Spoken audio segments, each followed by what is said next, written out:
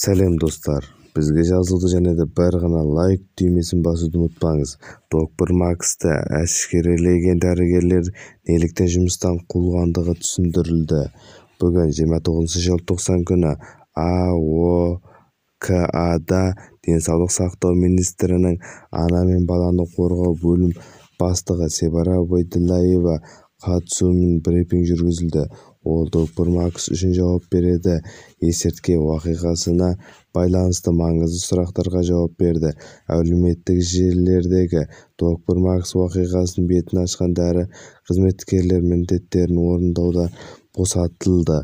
Босатылғандығы туралы жаңалықтар тарады.